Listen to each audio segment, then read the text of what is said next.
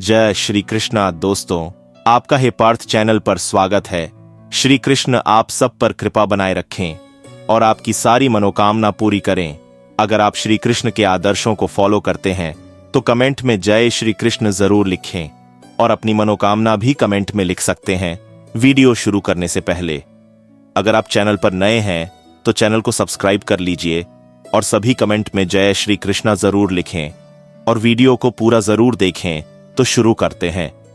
रिश्तों में वही रिश्ता सबसे अच्छा होता है जो किसी गलती के बाद हल्की सी मुस्कुराहट और थोड़ी सी माफी के साथ ही पहले जैसा हो जाता है। जो आपसे जलते हैं उनसे घृणा कभी ना करें, क्योंकि यही तो वे लोग हैं जो यह समझते हैं कि आप बेहतर हैं। जिस दिन हम यह समझ जाएंगे कि सामने वाला गलत नहीं है, सिर्फ उसकी सोच हमसे अलग है, जब समय आपके विपरीत चल रहा हो तो शांत रहना सबसे बेहतर है।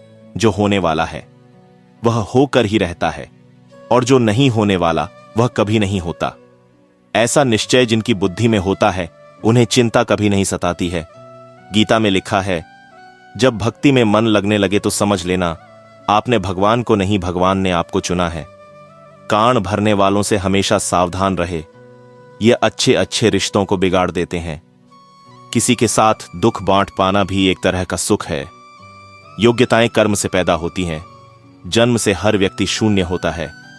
उस आदमी से सावधान रहो जो बात नहीं करता और उस कुत्ते से जो भौंकता नहीं है।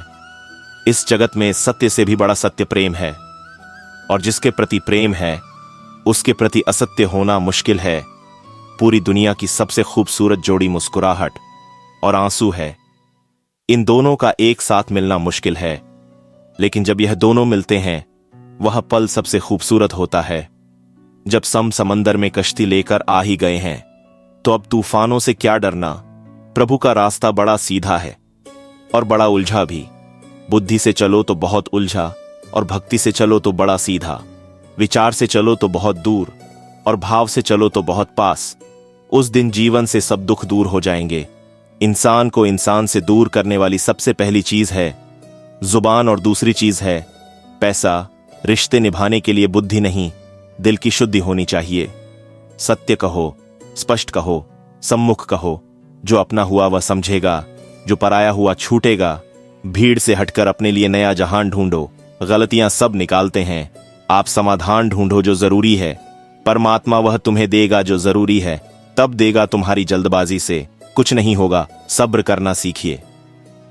सत्य कभी दावा नहीं करता कि मैं सत्य हूं, किंतु झूठ हमेशा दावा करता है कि केवल मैं ही सत्य हूं। किसी का मन और मौन बहुत कम लोग ही समझ पाते हैं।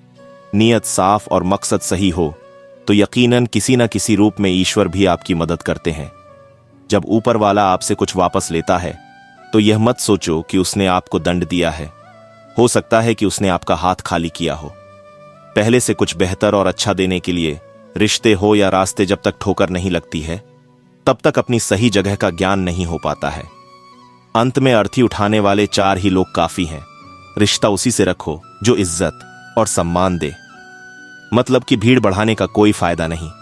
बदनामी का डर तो सिर्फ उसे होता है जिसमें नाम कमाने की हिम्मत नहीं होती। श्री कृष्ण कहते हैं, उन्हें छोड़ देना ही उचित है। जो आपके होने का मूल्य ना जानते हो, नसीब से मिलते हैं। दिल से रिश्ते निभाने वाले हम सफर पाकर भी ना जाने कितने लोग उदास हैं।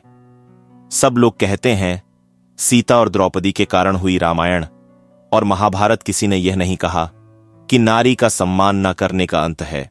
रामायण और महाभारत जिस इंसान को गुस्सा ज्यादा आता है वह अंदर से उतने ही नर्म और इमोशनल स्वभाव के होते हैं और साथ साथ इनकी शक्ति भी बहुत तेज होती है। ऐसे लोग काफी ईमानदार और खुले विचार के होते हैं। रिश्ते में विश्वास और मन में प्रेम हो तो रिश्ते कभी नहीं टूटते। सोचो, स्त्री और धन दौलत में आनंद अगर होता तो बुद्ध और महावीर यूं घर न छोड़ते। यदि कोई योग्य मित्र मिला हो तो उसके साथ चले, यदि कोई नहीं मिला तो एक राजा की तरह अकेले ही चले। जिंदगी में कभी भी यह मत सोचो कि कौन कब कैसे कहां बदल गया। सिर्फ इतना देखो वह तुम्हें सिखाकर क्या गया। यही जीवन का ज्ञान है। पीड़ा केवल दुख नहीं देती, ध्यान भी देती है। अगर आप अपने अवचेतन मन में यह डालते हैं कि आपको बस 3 घंटे बाद उठना है भले ही 2 दिन से आप सोए ना हो, लेकिन 3 घंटे के बाद तरोताजा फील करते हुए आप नींद से उठ जाएंगे।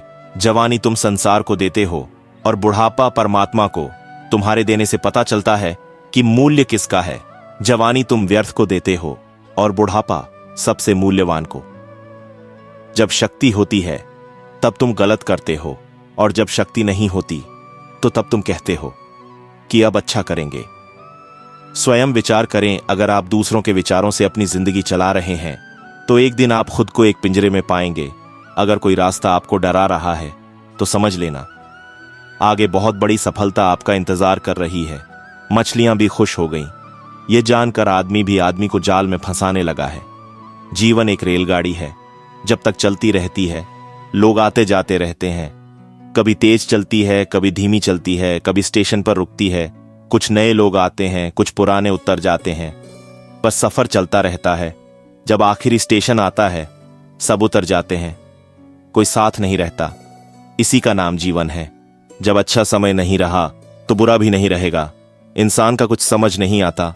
इंसान अपने बच्चों का जन्मदिन बनाने के लिए किसी बेजुबान का मरण दिन बना देता है।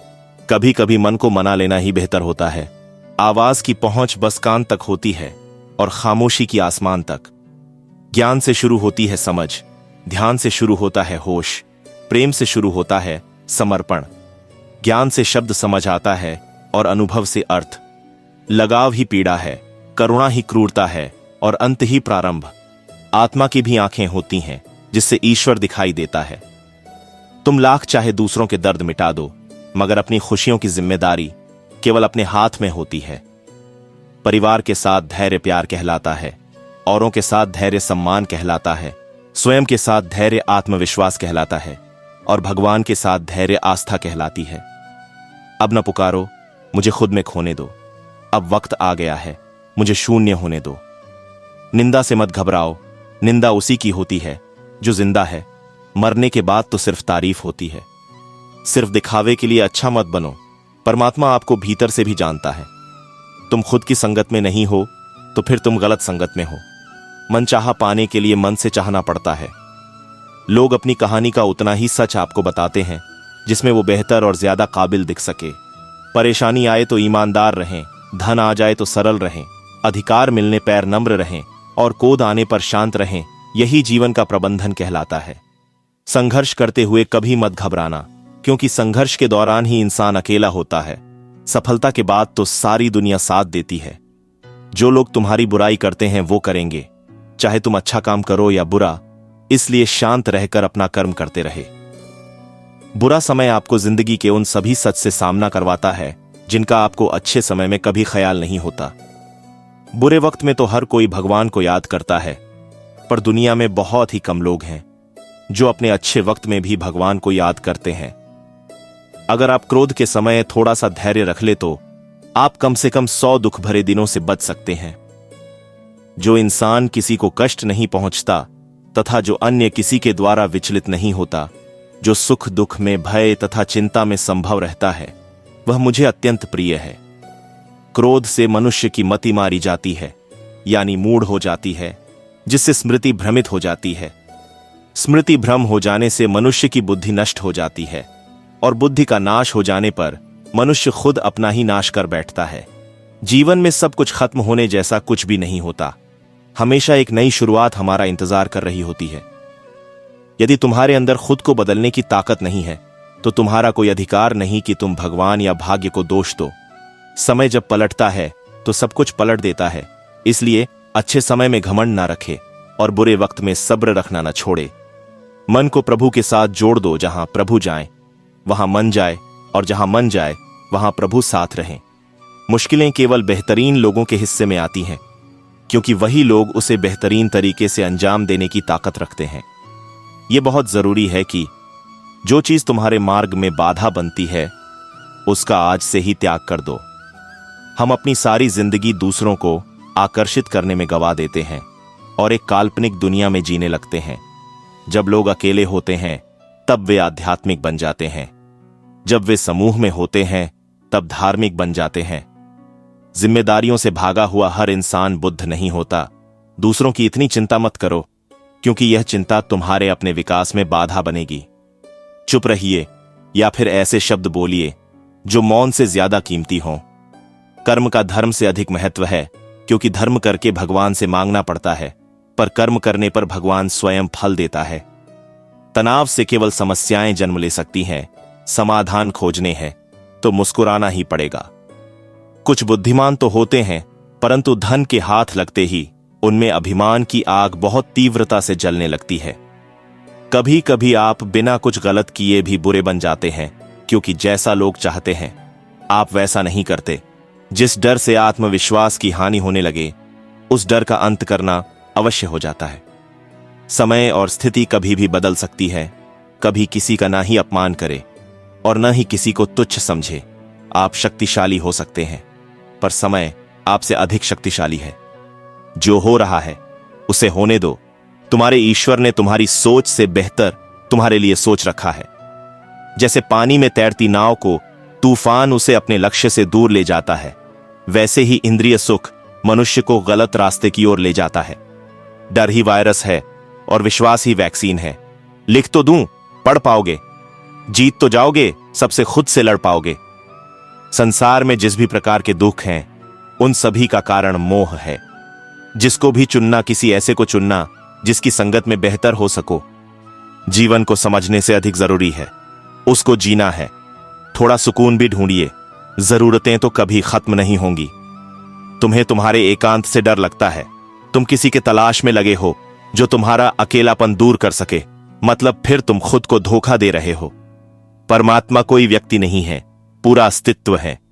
तेरी पूजा न भी करूं तो क्या फर्क पड़ता है। मुझे यकीन है तू मेरी खामोशी को सुनता होगा। किसी को जिस्म चाहिए, किसी को मोक्ष चाहिए, मंजिल सबकी मतलब है।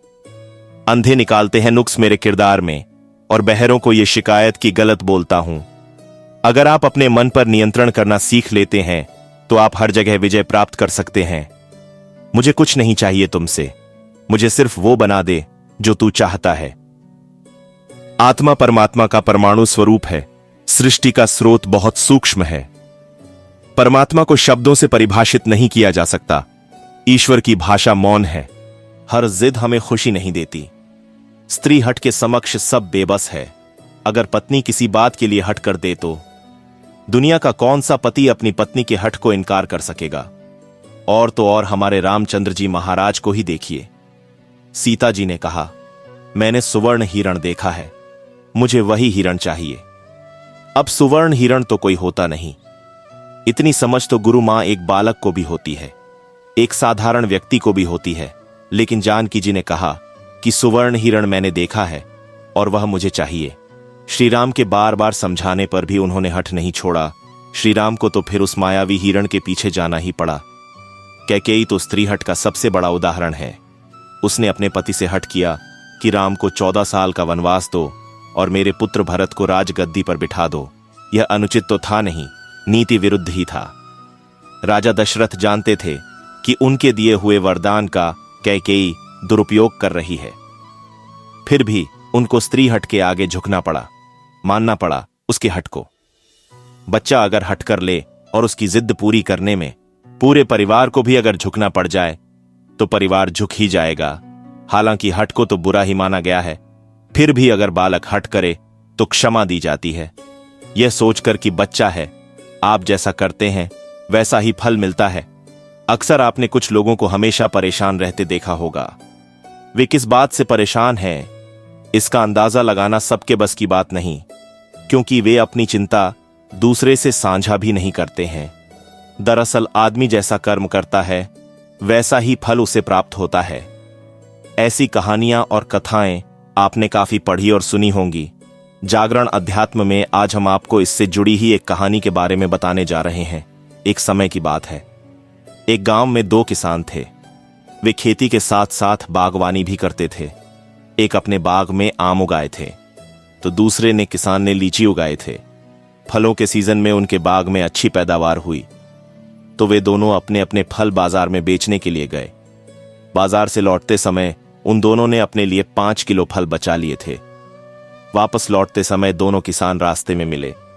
दोनों एक दूसरे से बातें करने लगे। आम वाला किसान बोला, मैंने फल बचा तो लिए, लेकिन इस बार खूब फसल हुई। हम लोगों ने खूब आम खाए। अब खाने का बिल्कुल भी मन नहीं है। लीची वाले किसान ने कहा, यही हाल मेरा भी रहा। इस बार लीची की अच्छी पैदावार हुई है। दोनों ने यह फैसला किया कि दोनों आपस में फल बदल लेते हैं। आम वाले ने लीची ले ली और लीची वाले किसान ने आम।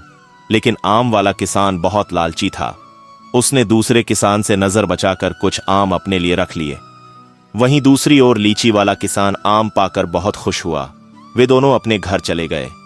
घर जाकर लीची वाले किसान ने पूरे परिवार को आम खिलाए और उसे बड़ी अच्छी नींद आई। लेकिन आम वाला किसान रात भर शंका में जागता रहा। उसे यह लग रहा था कि उसकी तरह लीची वाले किसान ने कुछ लीची छुपाकर तो नहीं रख ली है। वह उस रात बहुत परेशान रहा।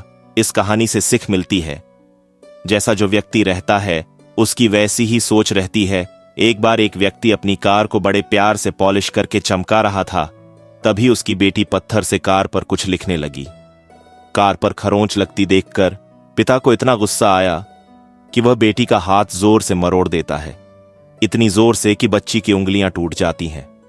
बाद में अस्पताल में दर्द से दवाई करा रही बेटी पूछती है, डैड, मेरी उंगलियां कब ठीक होंगी? गलती पर पछता रहा पिता कोई जवाब नहीं दे पाता। वह वापस जाता है और कार पर लात मारकर गुस्सा निकालता है। कुछ देर बाद उसकी नजर उसी खरोंच पर पड़ती है जिसकी वजह से उसने बेटी का हाथ तोड़ा था। बेटी ने पत्थर से लिखा था, आई लव यू पापा। इस कहानी से हमें यह सीख मिलती है, गुस्से और प्यार की सीमा नहीं होती। याद रखें कि चीजें इस्तेमाल के लिए होती हैं और इंसान प्यार करने के लिए, लेकिन होता इससे उल्टा है। लोग चीजों से प्यार और लोगों को इस्तेमाल करते हैं। हमारे दुखों के 5 कारण जो अपना मनचाहा प्राप्त होने पर कहते हैं प्रभु की कृपा है, पर मन के विरुद्ध होने पर उदास हो जाते हैं। यही प्रभु की कृपा का अधूरा दर्शन है। दुख का पहला कारण है दूसरे का कुछ भी हो, उसका चाहे अहित हो, वह चाहे दुखी हो, पर हमारा भला होना चाहिए। हमारा यह मलिन स्वार्थ हमारे दुख का दूसरा कारण है। हमें वर्तमान में जो वस्तुएं प्राप्त हैं या अभिलाष हैं, उनके छिन जाने या ना मिल पाने का निरंतर बने रहने वाला भय हमारे दुखों का तीसरा कारण है। जो हमें करना चाहिए वह ना करना, और जो नहीं करना चाहिए उसको करना, यह प्रमाद भरी आदतें हमारे दुखों का चौथा कारण है। हमें निमित्त बनाकर कहीं कोई सुंदर घटना हो जाने पर उसका सारा श्रेय हम अकेले ही ले लेना चाहते हैं। यही अहम भाव हमारे दुखों का 5वां कारण है। स्वास्थ्य सबसे बड़ी दौलत है, संतोष सबसे बड़ा धन है, आत्मविश्वास सबसे बड़ा मित्र है। ईश्वर सिर्फ मिलाने का कार्य करते हैं। संबंधों में दूरियां या नजदीकियां बढ़ाने का कार्य मनुष्य स्वयं करता है। मन के झूठ पकड़े कई दफा हम अपने सच से दूर भाग रहे होते हैं। हम नहीं जानते या जानना नहीं चाहते कि फिर हम चाह क्या रहे हैं। एक तरफ कहेंगे कि हम अमुक को देखना नहीं चाहते, पर फिर कहेंगे कि वे बात क्यों नहीं कर रहे हैं। कभी कहेंगे कि किसी से कोई उम्मीद नहीं है, फिर चाहेंगे भी कि दूसरे हमारे लिए कुछ करें। इस तरह एक साथ 2 विरोधी विचार दिमाग में चल रहे होते हैं, हमें उलझा रहे होते हैं। ऐसे में कुछ पल ठहरे अपने विरोधी विचारों को देखें, कुछ देर उन विचारों के साथ समय बिताएं। रोड पर घायल पड़े पक्षी को मैं घर लेकर आ गया। कुछ ही दिन में वह लगभग ठीक हो गया, घाव भर गए। मैंने एक गांव वाले से पूछा, यह पक्षी थोड़ा उड़ नहीं पा रहा क्या? मैं पास मौजूद पहाड़ी पर इसे छोड़ दूं, जहां इसके बिरादरी के और भी पक्षी है, उन पक्षियों के साथ इसका मन लग जाएगा। गांव वाले ने कहा, आपने इसे बचाया है तो इसे मरने के लिए मत छोड़ो। इसे ठीक होने तक अपने पास रखो, क्योंकि इसे कमजोर असहाय देखकर इसी के बिरादरी वाले इसे चैन से जीने ना देंगे, इसे नोच नोच कर खा जाएंगे। उस दिन जीवन की बात समझ आई। अगर लोगों को भनक तक लग गई कि आप कमजोर हो गए हो, तो आपको अपने तरीके से नोचना शुरू कर देंगे। इसलिए भले अकेले में घुट कर मर जाओ, लेकिन अपने आप को किसी की नजर में कमजोर साबित मत करो, क्योंकि आपकी असहाय स्थिति का केवल फायदा उठाया जाएगा, ना कि मदद की जाएगी। भगवान की पसंद क्या है? भगवान को कौन लोग पसंद है? गीता में भगवान श्री कृष्ण ने कहा है कि मुझे साथ रहने वाले लोग सबसे ज्यादा पसंद हैं। हर स्थिति परिस्थिति में व्यक्ति साथ बना रहे, यह बड़ी बात है। दुख में ज्यादा दुखी ना हो और सुख में ज्यादा उछले नहीं। सुख दुख मान अपमान जय पराजय, खोना पाना, आना जाना, हानि लाभ तो लगा ही रहेगा। जीवन में अगर एक जैसी स्थिति सदा बनी रहे तो जीना मुश्किल हो जाएगा। कुछ पल कहीं कोई खुशियां मना रहा तो किसी की अर्थी उठ रही है, कहीं कोई सुहागन बन रही है तो किसी का सुहाग उजड़ रहा है। इन सब पलों में व्यक्ति अपने को संभाल ले, भावनाओं में ना बहे। कहते हैं जिन्हें दूसरों की थाली में घी ज्यादा दिखता है वह कभी खुद चैन से नहीं रहते। व्यक्ति को हमेशा वह चाहिए जो उसके पास नहीं है, और वह मिल जाए तो नई महत्वाकांक्षा उसकी जगह ले लेती है। इस तरह पूरा जीवन असंतोष में ही बीत जाता है। संतुष्टि ही जीवन का मूल मंत्र है। अगर इंसान में संतोष है तो कोई दुख उसे तोड़ नहीं सकता। यही है जीवन का रहस्य। अक्सर लोग एक बहुत ही कॉमन सवाल पूछते हैं कि मैं खुश कैसे रह सकता हूं। मैं उन्हें एक आदमी के बारे में बताता हूं जो हमेशा शिकायत करता रहता था कि उसके ऊपर ईश्वर की कृपा नहीं है। एक दिन अचानक उसकी आंखों में कुछ खुजली हुई जिसने उसका नजरिया पूरी तरह बदल दिया। डॉक्टर ने इसे कैंसर बताया और आंखें निकालने की नौबत आ गई ताकि कैंसर पूरे शरीर में ना फैले। एकदम बिखर चुका वह इंसान यूं ही सर्जरी वर्ल्ड में अंदर गया।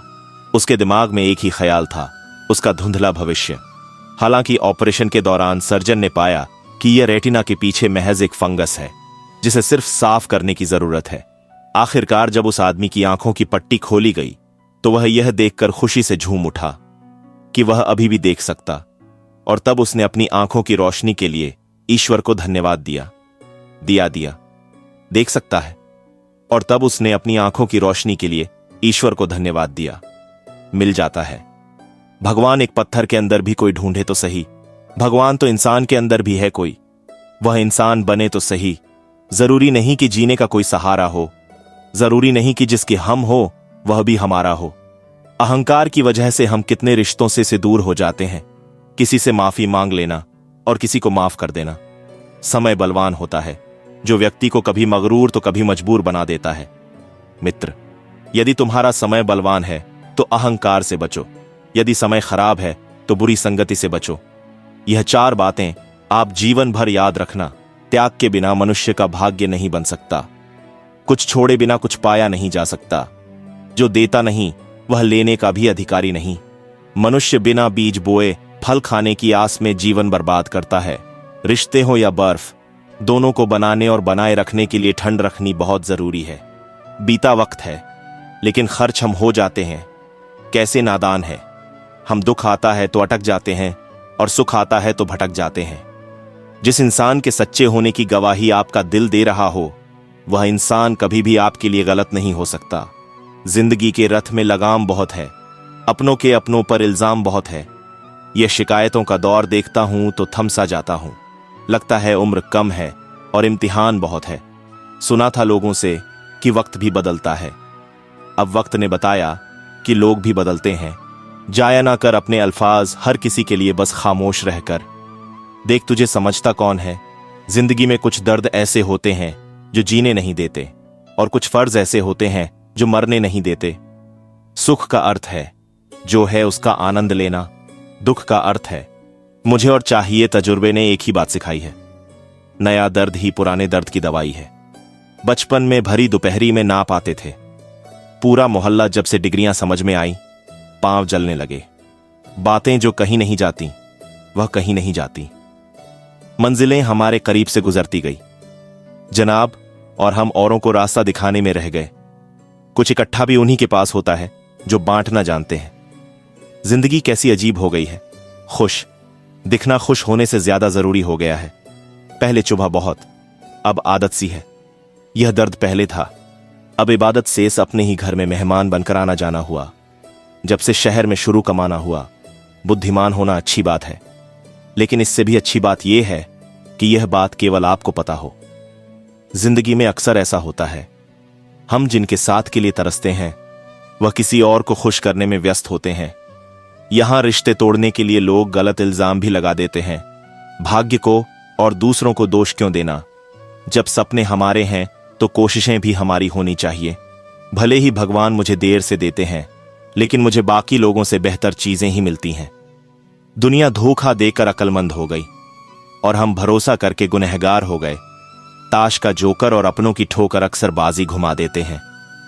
कई बार रिश्ता भी दो लोगों की जिद के आगे बहुत कच्चा पड़ जाता है।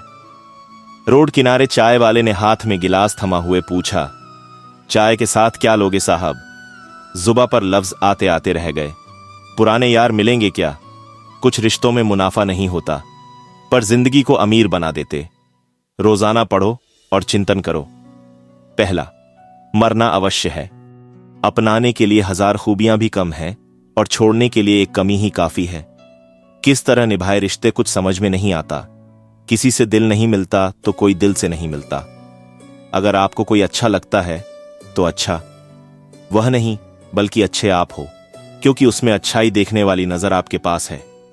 प्यार खत्म हो जाने पर रिश्ता बोझ लगता है, क्योंकि अक्सर बारिश रुकने के बाद छाता भी बोझ लगने लगता है। ख्वाहिशें तो आज भी बगावत करना चाहती है, मगर सीख लिया है मैंने बात को सीने में दफन करना। कुछ लोग अपनी जिंदगी ऐसे शख्स के लिए बर्बाद कर देते हैं जिसे उनकी परवाह तक नहीं होती। कोई इतना अमीर नहीं होता कि वह अपना गुजरा हुआ कल खरीद सके, और कोई इतना गरीब नहीं होता कि अपना आने वाला कल ना बदल सके। पतझड़ में सिर्फ पत्ते गिरते हैं जनाब, नजरों से गिरने का कोई मौसम नहीं होता है। अंदाज कुछ अलग है मेरे सोचने का, सबको मंजिल का शौक है, और मुझे सही रास्तों का लोग कहते हैं। पैसा रखो, बुरे वक्त में काम आएगा। हम कहते हैं अच्छे लोगों के साथ रहो, बुरा वक्त ही नहीं आएगा। इज्जत उनकी होती है जो उसके लायक होते हैं, न कि उनकी जो इज्जत की मांग करते हैं। जरा सी बात पर मत छोड़ो, किसी अपने का दामन जिंदगी बीत जाती है। किसी को अपना बनाने में आप जितना सोचते हैं लोग उतने गलत नहीं होते। बस सबका सोचने का तरीका अलग होता है। जरूरी नहीं कि कुछ तोड़ने के लिए पत्थर ही मारा जाए। लहजा बदलकर बोलने से भी बहुत कुछ टूट जाता है। सारी जिंदगी हम यही सोचकर गुजार देते हैं कि चार लोग क्या कहेंगे, और चार लोग अंत में बस यही कहते हैं कि राम नाम सत्य है। कंस से रिश्ते की शर्म करते तो कृष्ण जी उसे कभी मार नहीं पाते। बुराई का विरोध जरूरी है, चाहे कोई आपका रिश्तेदार हो या कोई सगा संबंधी। अपने आप को किसी भी काम में व्यस्त रखें, क्योंकि व्यस्त आदमी को दुखी होने का समय ही नहीं मिलता। आजकल लोग समझते कम और समझाते ज्यादा हैं, इसीलिए तो रिश्ते सुलते कम और उलझते ज्यादा हैं। किसी को गीता में ज्ञान ना मिला, किसी को कुरान में ईमान ना मिला। उस बंदे को आसमान में रब क्या मिलेगा जिसे इंसान में इंसान ना मिला। मेहनत करते रहिए, इससे आपका काम जल्दी तो नहीं होगा, पर जल्द ही होगा। अंधेरे को हटाने में वक्त बर्बाद मत करिए, बल्कि दिए को जलाने में वक्त लगाइए। दूसरों को नीचा दिखाने में नहीं, खुद को ऊंचा उठाने में वक्त लगाइए। ठहर जाने का मतलब ही अंत है, और चलते रहने का मतलब अनंत है। अगर किसी का व्यवहार देखना हो तो उसे सम्मान दो, गुण देखने हो तो उसके साथ समय बिताओ। किसी की नीयत देखनी हो तो कर्ज दे दो, और आदत देखनी हो तो स्वतंत्र कर दो। जिंदगी की सच्चाई यही है कि ठोकर लगने पर ही इंसान चलना सीखता है। उम्मीद कभी नहीं छोड़नी चाहिए, क्या पता आने वाला दिन आज से बेहतर हो। पैसा कमाने के लिए इतना वक्त खर्च ना करो कि पैसे खर्च करने के लिए जिंदगी में वक्त ही ना बचे। कड़वा है मगर सच है जनाब, अपने कब पराए और पराए अपने कब बन जाते हैं, पता ही नहीं चलता। जिंदगी में बेशक हर मौके का फायदा उठाओ, मगर किसी के हालात और मजबूरी का नहीं। कई बार इंसान किसी के जीते जी उसकी अहमियत नहीं समझता, और उसके चले जाने के बाद पल पल उसकी याद में मरता है। अपनी लाइफ को इस तरीके से जिससे आपको तो खुशी मिले ही, बल्कि दूसरों को भी उससे ठेस ना पहुंचे। चलो थोड़ा सुकून से जिया जाए, जो दिल दुखाते हैं उनसे थोड़ा दूर रहा जाए। अपनी भूल अपने ही हाथों से सुधर जाए तो यह उससे कहीं अच्छा है कि कोई दूसरा उसे सुधारे। बचपन में सब पूछते थे कि बड़े होकर क्या बनना है, अब जाकर उसका जवाब मिला है कि फिर से बच्चा बनना है। शेर चाहे किसी भी नस्ल का हो, कुत्तों पर हमेशा भारी पड़ है। अकेले रहने का भी अपना ही सुकून है, न किसी के आने की खुशी, न किसी के छोड़ जाने का गम। परेशानी का कोई पैमाना नहीं होता है जनाब। कुछ लोग तो यही सोचकर परेशान रहते हैं, ये सामने वाला इतना खुश क्यों है। मुझसे तजुर्बे मत पूछो, जिंदगी की उम्र मेरी शर्मिंदा हो जाएगी। मत खोल मेरी पुरानी किताब को ए दोस्त, हर उस शख्स ने दिल दुखाया जिस पर मुझे एतबार था। झुक जाते हैं जो लोग आपके लिए किसी भी हद तक, वह सिर्फ आपकी इज्जत ही नहीं, आपसे मोहब्बत भी करते हैं। मैंने जिंदगी से पूछा कि तू इतनी कठिन क्यों है? जिंदगी ने हंसकर कहा कि दुनिया आसान चीजों की कद्र नहीं करती। मुझे उन लोगों से कोई दिक्कत नहीं है जो मुझे पसंद नहीं करते। दिक्कत मुझे उनसे है जो मुझे पसंद करने का दिखावा करते हैं। जिंदगी में कुछ भी करना है तो सच बोल दो, घुमा फिरा के बात मत करो। किसी भी मनुष्य की वर्तमान स्थिति देखकर उसके भविष्य का मजाक मत उड़ाओ, क्योंकि काल में इतनी शक्ति है कि वह एक साधारण से कोयले को भी धीरे धीरे हीरे में बदल सकता है। गलती माफी मांगने से नहीं, सुधारने से सही होती है। मांगो तो अपने रब से मांगो, जो दे तो रहमत और ना दे तो किस्मत। लेकिन दुनिया से हरगिज मत मांगना, क्योंकि दे तो एहसान और ना दे तो शर्मिंदगी सबसे बड़ा सवाल है जो हर किसी को पूछना चाहिए। मैं कौन हूं, क्या हूं? ध्यान की स्थिति में जाकर अपनी आंखें बंद करें। आपको चेतना की एक अलग ही दुनिया नजर आएगी, जहां आप बहुत दुनिया का अनुभव ही नहीं कर पाएंगे, बल्कि आप तस्वीरों, विचारों, भावनाओं, कहानियों का अनुभव कर पाएंगे। आपको इस उजागर सच का एहसास होगा। एक संत अपना स्वयं का आश्रम बनाना चाहते थे, जिसके लिए वह गांव गांव की यात्रा करते और कई लोगों से मुलाकात करते थे। इसी यात्रा के दौरान उनकी मुलाकात एक किसान से हुई। किसान ने उनका स्वागत किया और संत से कुछ समय अपनी कुटिया में आराम करने की याचना की। संत उसके मीठे व्यवहार से प्रसन्न हुए और उन्होंने उसका आग्रह स्वीकार कर लिया। किसान ने संत को घर का स्वादिष्ट भोज कराया और उनके विश्राम के लिए खटिया पर एक दरी बिछा दी। किसान खुद फर्श पर टाट बिछाकर सो गया। किसान को सोते ही नींद आ गई। उसके चेहरे के भाव से पता चल रहा था कि वह चैन की सुखद नींद ले रहा है। उधर संत को खाट पर नींद नहीं आ रही थी। उन्हें मोटे और नर्म गद्दे की आदत थी जो उन्हें दान में मिला था। वह रात भर किसान के बारे में सोच रहे थे कि वह कैसे इस कठोर जमीन पर इतने चैन से सो सकता है। दूसरे दिन सवेरा होते ही संत ने किसान से पूछा, तुम कैसे इस कठोर धरा पर इतने चैन से सो रहे थे? तब उसने बड़े ही सरलता से उत्तर दिया, हे गुरुदेव, मेरे लिए मेरी यह छोटी सी कुटिया एक महल के समान ही है। यह मेरे श्रम की है। अगर मुझे एक समय भी भोजन मिलता है तो मैं खुद को भाग्यशाली मानता हूं। जब दिन भर के कार्यों के बाद मैं इस धरा पर सोता हूं तो मुझे मां की गोद का आत्मीय एहसास होता है। मैं दिन भर के अपने सत्कर्म का विचार करते हुए चैन की नींद सो जाता हूं। मुझे एहसास भी नहीं होता कि मैं इस कठोर धरा पर हूं। जब संत जाने लगे तब किसान ने कहा, हे गुरुवर, क्या मैं भी आपके साथ आश्रम के लिए धन एकत्र करने चल सकता हूं? तब संत ने विनम्रता से उत्तर दिया, पुत्र, तुमने जो मुझे आज ज्ञान दिया है उससे मुझे पता चला कि चित्त का सुख कहां है। अब मुझे किसी आश्रम की इच्छा नहीं रह गई। यह कहकर संत वापस अपने देश लौट गए और एकत्र किया। धन उन्होंने गरीबों में बांट दिया और स्वयं एक कुटिया बनाकर रहने लगे। जीवन का सुख संतोष में अगर मनुष्य जो है उसे स्वीकार कर ले और उसी में खुशियां तलाशे तो वह उसी क्षण सारे सुख का अनुभव कर लेता है। कई घरों में अपार धन दौलत, ऐशो आराम होते हुए भी वहां सुख शांति नहीं होती, क्योंकि उन्हें जो है उसमें संतोष नहीं होता। हार से नया नजरिया विकसित होता है। हार को पूरे मन से स्वीकारने वाला विजेता से कम नहीं होता। जब तमाम कोशिशों के बावजूद आप हारते हैं और सामने वाला पक्ष जीत जाता है, तब विकट परिस्थिति आए तो उसे स्वीकार करना ही चाहिए। हार को पूरी गरिमा से स्वीकार करना चाहिए। जीत से अधिक हार सिखाती है। हार से एक नया नजरिया विकसित होता है। अपनी भावनाओं को कैसे काबू में करें? बातचीत भावनात्मक भी हो सकती है। इसमें आप विचलित हो सकते हैं, चिंताग्रस्त हो सकते हैं या असंतुष्ट हो सकते हैं, लेकिन उत्तेजित होकर सफल नहीं हो सकते। भावनाओं को नियंत्रण में रखना जरूरी है। बात करने से पहले जितना खुद को तैयार कर करेंगे उतना कम उत्तेजित होंगे। बातचीत पूरी होने पर नकारात्मक भावनाओं को बाहर करें और सकारात्मक बातों पर ध्यान दें। खुद को कमजोर समझने वालों का जीवन बदल देगी। यह कहानी एक चरवाहा जंगल में भेड़ बकरियां चराया करता था। घूमते घूमते एक दिन उसे शेर का छोटा बच्चा मिला, जिसने अभी आंख भी नहीं खोली थी। छोटा बच्चा सबको प्यारा लगता है, यह जानते हुए भी कि यह शेर का बच्चा है। उसे उठा लिया और भेड़ों का दूध पिलाने लगा।